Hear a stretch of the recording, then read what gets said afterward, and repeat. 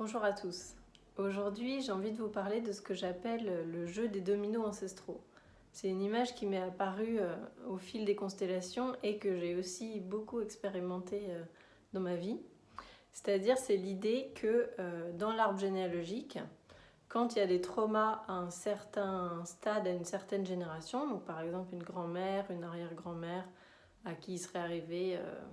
tout type de trauma, ça peut être plus ou moins dramatique,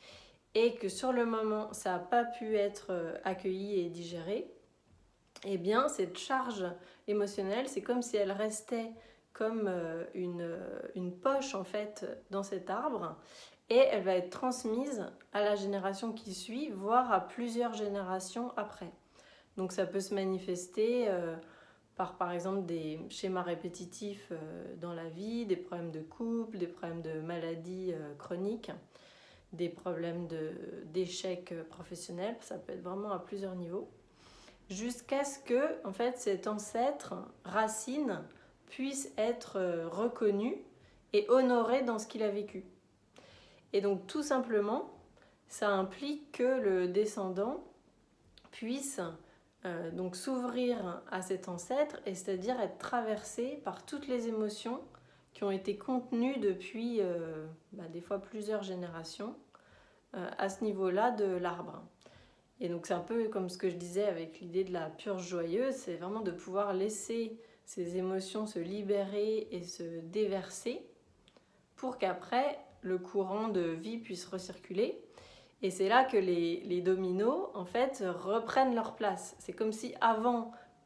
tant que l'émotion n'est pas accueillie, et bien cet ancêtre il pèse sur la génération d'après qui, si elle n'a pas les ressources de l'accueillir, va peser sur le descendant, qui va se retrouver, et c'est possible de se retrouver, c'était mon cas, sous une grosse pile de dominos, puisqu'il y a beaucoup d'ancêtres qui avaient beaucoup de traumas et personne s'en est occupé. Et de petit à petit pouvoir libérer. Et là, spontanément, ça donne vraiment un mouvement de redressement où chaque ancêtre retrouve pleinement son histoire et sa verticalité, et va pouvoir, comme ça, vraiment laisser de la place et de l'espace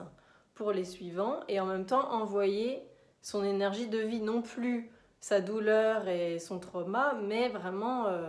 l'énergie de vie qui coule depuis les racines ancestrales à travers lui ou elle, et jusqu'aux descendants, aux petits-enfants.